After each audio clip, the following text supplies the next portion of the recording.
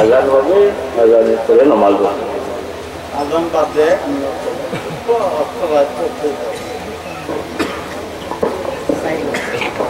আল্লাহু আকবার, আল্লাহু বারিক আলাইহি। মুহতারাম হাজিরিন, আমি আলোচনা করতেছিলাম যে বছরে শুধু দুটা ঈদই নয়, আরো ঈদ আছে। সপ্তাহের প্রতি শুক্রবার দিন হলো মুসলমানদের জন্য ঈদের দিন। বলেন সুবহানাল্লাহ। হুজুর আকরাম সাল্লাল্লাহু আলাইহি ওয়াসাল্লাম যেদিন এই দুনিয়াতে আগমন করেছেন সেই দিনটা হলো মুসলমানদের জন্য ঈদের দিন। বলেন সুবহানাল্লাহ। আচ্ছা, আপনারা বলেন তো যে হুজুর আকরাম সাল্লাল্লাহু আলাইহি ওয়াসাল্লাম যেদিন এই দুনিয়াতে আগমন করেছিলেন ওই দিনটাকে ঈদের দিন হিসাবে কে গ্রহণ করে নাই? আল্লাহর সমস্ত সৃষ্টি, পশু পক্ষী সব কিছু সেই দিনকে ঈদ হিসাবে গ্রহণ করে নিয়েছিল। একটা পশু আর একটা পশুর সাথে কুলাকুলি করেছিল। হুজুর আকরাম সাল্লাল্লাহু আলাইহি ওয়াসাল্লাম এই দুনিয়াতে যেদিন আগমন করেছিলেন, কিন্তু মাত্র একজন যে রাসূলুল্লাহ সাল্লাল্লাহু আলাইহি ওয়াসাল্লামের আগমনের দিনকে ঈদ হিসাবে গ্রহণ করতে পারে নাই। সে ছিল কে? আপনারা জানেন না কে? সে ছিল ইবলিস মালাউন। তার গায়ের মধ্যে জ্বালা শুরু হয়েছিল, চিৎকার দেওয়া শুরু করেছিল। তার সাঙ্গপাঙ্গ যারা তারা তাকে জিজ্ঞাসা করেছিল, তুমি কেন এত চিৎকার দিতেছো? তখন বলেছিল, আজ থেকে আমাদের সব কিছু শেষ হয়ে গেল, কারণ আখেরি জামানার নবী মুহাম্মদুর রাসূলুল্লাহ সাল্লাল্লাহু আলাইহি ওয়াসাল্লাম এই দুনিয়াতে আগমন করে এসেছেন। তাহলে আমরা বুঝতে পারি মুহাম্মদুর রাসূলুল্লাহ সাল্লাল্লাহু আলাইহি ওয়াসাল্লাম যেদিন দুনিয়াতে আগমন করলেন, আল্লাহর সমস্ত সৃষ্টি ওই দিনকে ঈদ হিসাবে গ্রহণ করেছিল। ঈদ অর্থ কি? খুশি। তো সমস্ত সৃষ্টি ওই দিনকে ঈদের দিন হিসাবে গ্রহণ করেছিল, কিন্তু গ্রহণ করে নিলে একমাত্র শয়তান ইবলিস। আজকে যারা মুহাম্মদুর রাসূলুল্লাহ সাল্লাল্লাহু আলাইহি ওয়াসাল্লামের আবির্ভাবের দিনকে, দুনিয়াতে আগমনের দিনকে ঈদ হিসাবে মেনে নেয় না, তারা হলো ইখওয়ানুশ শায়াতিন। হুজুর আকরাম সাল্লাল্লাহু আলাইহি ওয়াসাল্লাম যেদিন এই দুনিয়াতে আগমন করেছিলেন সেই দিন হলো সব ঈদের চেয়ে শ্রেষ্ঠ ঈদ। বলেন সুবহানাল্লাহ।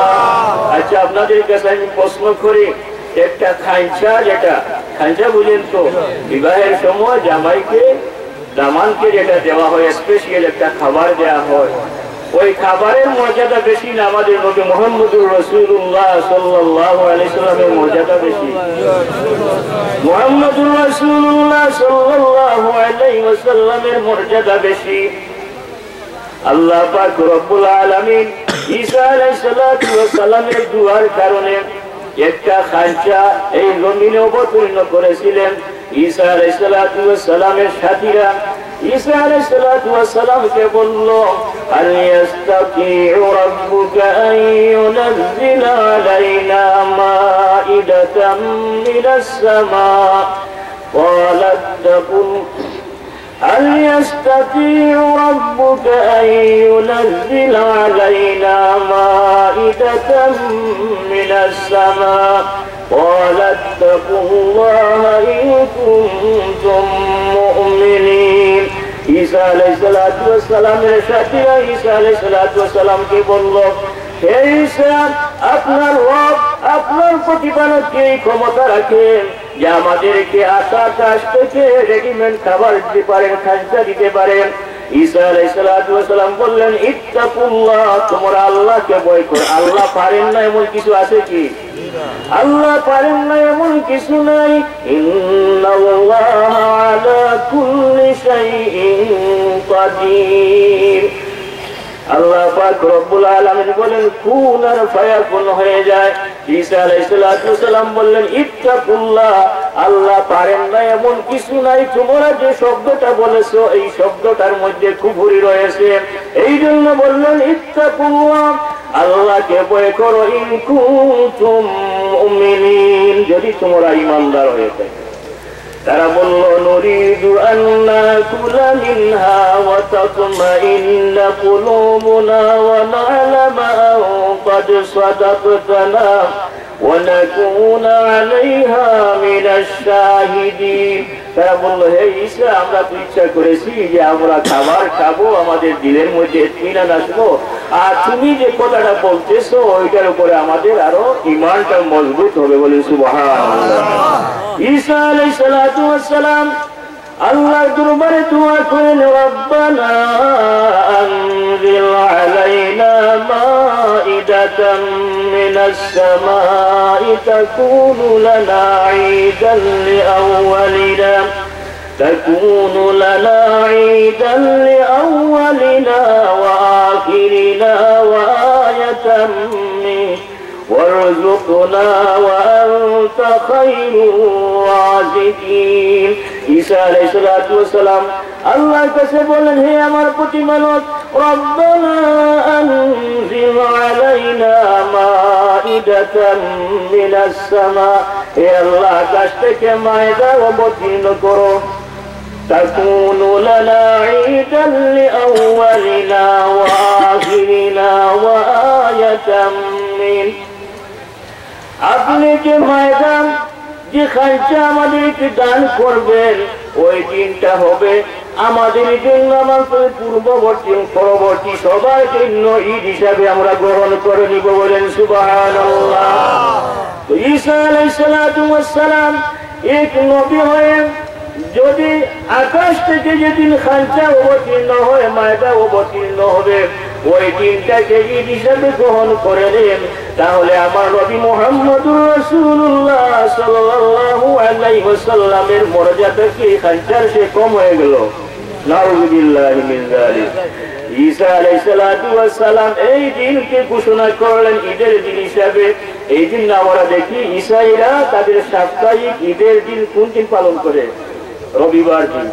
মুসলমানদের জন্য সপ্তাহের ঈদের দিন হলো জুমার দিন, আর খ্রিস্টানদের জন্য ঈদের দিন হলো তাদের রবিবার দিন, আর ইহুদিদের জন্য ঈদের দিন হলো শনিবার দিন। তো আমরা বুঝতে পারলাম ঈসা আলাইহিস সালাতু ওয়াস সালামের দুয়ার কারণে আকাশ থেকে মায়দা অবতীর্ণ হওয়ার কারণে যদি ওই ঈদ হিসাবে ওই দিনটাকে নবী গ্রহণ করে নিতে পারেন, যিনি সৃষ্টি না হলে, যাকে আল্লাহ সৃষ্টি না করলে, এমন চিন্তা আছে সৃষ্টি করে আল্লাহ পাক রব্বুল আলামিন তার নিজের সত্তাকে প্রকাশ করেছেন। এই সত্তা যেদিন দুনিয়াতে আগমন করলেন সেই দিন ঈদের দিন হবে না দুঃখের দিন হবে? সেই দিন খুশির দিন হবে না দুঃখের দিন হবে? আরেকটা প্রশ্ন করে সেদিন আমি শুনেছি, বলে যে রবিউল আউয়াল মাসে হুজুর আকরাম সাল্লাল্লাহু আলাইহি ওয়াসাল্লাম এই দুনিয়া থেকে বিদায় নিলেন, সাহাবায়ে কেরাম কান্না করে দুঃখ করে পাগল হয়ে গিয়েছিল, পরেশান বেহুশ হয়ে গিয়েছিলেন। আর ওরা রবিউল আউয়াল মাসে, যে মাসে রাসূলুল্লাহ এই দুনিয়া থেকে বিদায় নিয়েছেন, ওই মাসটাকে তারা ঈদের মাস হিসাবে, ঈদ হিসাবে গ্রহণ করে। সাহাবায়ে কেরাম যেখানে অস্থির হয়ে গিয়েছিলেন সেখানে তারা ওই মাসটাকে, ওই দিনটাকে ঈদ হিসাবে গ্রহণ করে নেন। হ্যাঁ, সাহাবায়ে কেরাম এটা ঠিক আছে। সাহাবায়ে কেরাম হযরত উমর রাদিয়াল্লাহু তাআলা আনহু বেহুশ হয়ে গিয়েছিলেন, বলেছিলেন যে বলবে আমার নবী মারা গিয়েছেন তাকে আর বর্ধান আমি উড়াইয়া দিব। হ্যাঁ, কিন্তু মৌলানা সাহেব আপনার জানা দরকার, একজন মানুষ মারা গেলে কয়দিন পর্যন্ত দুঃখ প্রকাশ করা যায়, শোক পালন করা যায়? কোন মানুষ মারা গেলে কয়দিন পর্যন্ত শোক পালন করা যায় না? 3 দিন। ফতোয়া দারুল দেওবন্দ লেখা হয়েছে 3 দিনের উপরে শোক পালন করা হলো মাকরুহে তাহরিম। আমরা জানি একজন মানুষ মারা গেলে 3 দিনের উপরে দুঃখ সুখ দিবস সুখ পালন করা যায় নাই, যদি অনিচ্ছাকৃত ইচ্ছা করে না হয় ফাতেমা রাদিয়াল্লাহু তাআলা আনহা হুজুর আকরাম সাল্লাল্লাহু আলাইহি ওয়াসাল্লামের ওফাতের পরে 6 মাস পর্যন্ত সুখ প্রকাশ করেছিল। তো ফাতিমা রাদিয়াল্লাহু তাআলা আনহার এই সুখ প্রকাশ করাটা ইচ্ছাকৃত ছিল, অনিচ্ছাকৃত। সুতরাং আমাদেরকে মাসালা আমাদের জন্য যায়